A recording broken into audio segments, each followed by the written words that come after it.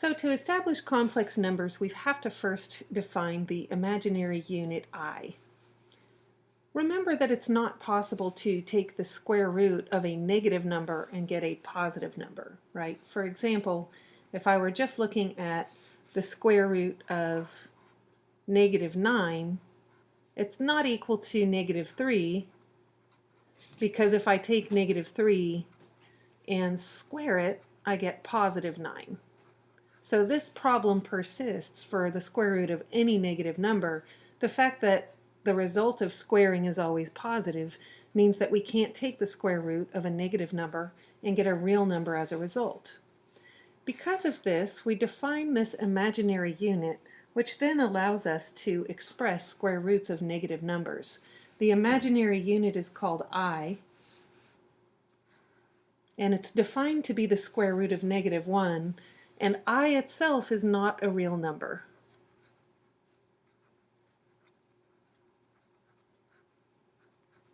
Now, because it's not a real number, we can't assume that it follows the properties of real numbers, and therefore we have to also define I squared to be -1. Ordinarily, when I square a number, I get a positive result. That's only true for real numbers. I can square an imaginary number and get a negative result. So this definition allows us to rewrite the square root of any negative number in terms of I. And even though this property of square roots that I'm about to use really only applies to real numbers, we can just use it to help us understand why it is that the square root of -4 could be written the way it is. This is something that we can refer to as the product property of radicals.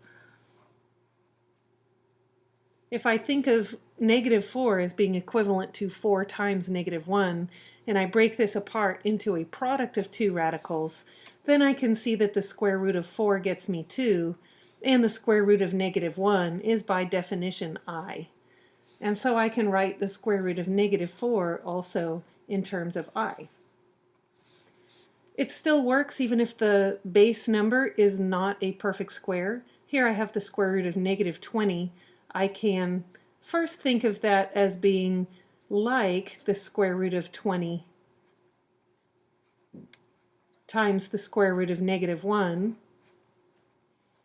which gives me the square root of 20 times I. I'm going to put I in front this time just because it makes it more clear that I is not inside the square root if I put it first. If I comes after the square root, like for instance if I try to write it right here, it can be a little bit ambiguous whether this square root bar extends over the I or not. If the I is written in front, then there's no ambiguity. So I'm not done with this because the square root of 20 does have a perfect square factor. I can break this apart into I times the square root of 4 times the square root of 5, because 4 times 5 is 20, and 4 is a perfect square. So this square root of 4 I can evaluate, whereas the square root of 5 needs to stay inside the radical. So I'm going to move these things around a little bit as I evaluate them. The square root of 4 is going to come first and become 2. Then I put the I, and last I put the square root of 5. This isn't the only acceptable order to write this in. It's fine to write this as 2 times the square root of 5 times I. Just remember, if you're writing it in this order, that you need to be very careful about how you draw your square root to make sure it's very clear that the I is not inside the square root. We wouldn't want to put the I before the 2 because that just starts to look a little strange. So once we've established the imaginary unit I, we can talk about complex numbers. Complex numbers have two terms, or they can have two terms, I should say. The first term is what we refer to as the real part. And the second term, this BI term, is what we refer to as the imaginary part. The whole term really is the imaginary part.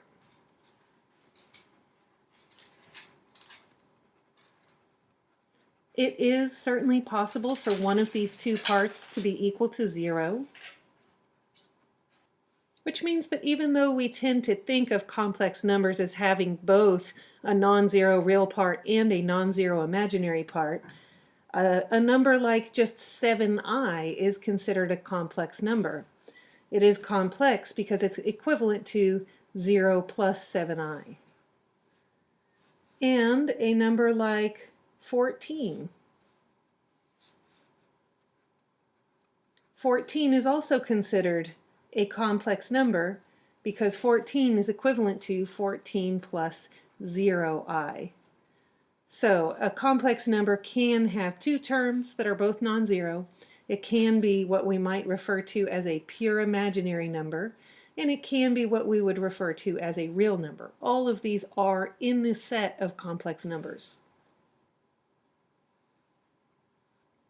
The reason it's important to understand this is that sometimes solutions to, for example, equations might say simply find all complex solutions. That can be a little bit confusing if you assume that complex solutions have to have a non-zero imaginary part.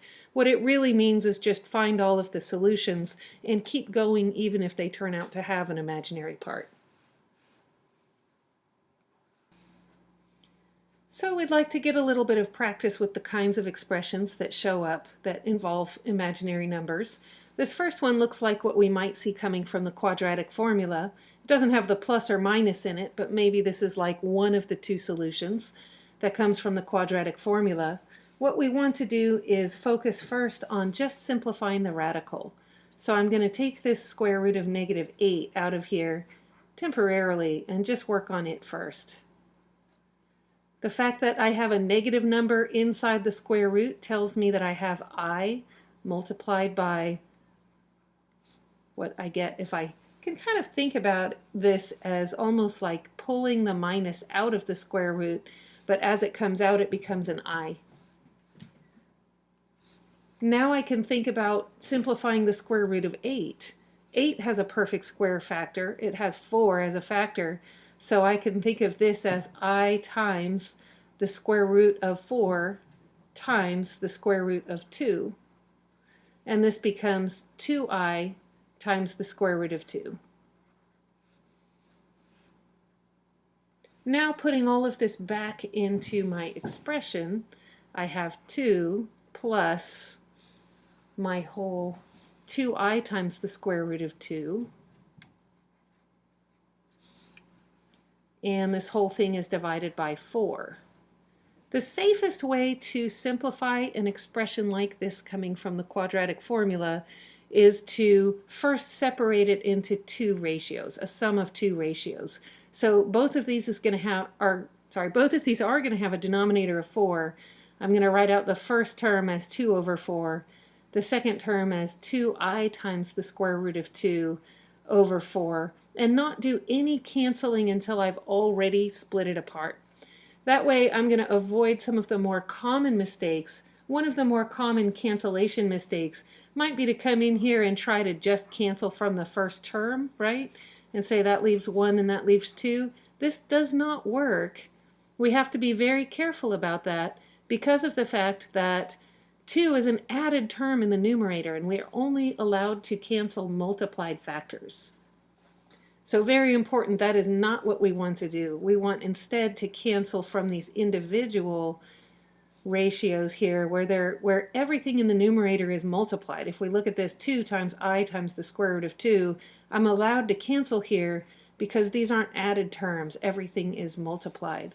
And we never cancel from what's inside the square root. We only cancel from the parts that are outside the square root. So that this whole expression becomes 1/2 plus I times the square root of 2 over 2.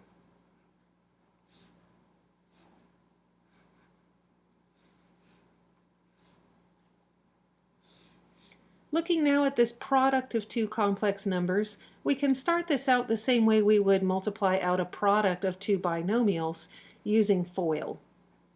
First, outer, inner, last. Remember, the first term is just the product of the two first terms. So right now I'm looking at the 3 times the 2. That gives me 6. Now the outer term is the outermost two terms in the expression, so I now have 3 times positive 5i. That gives me plus 15i.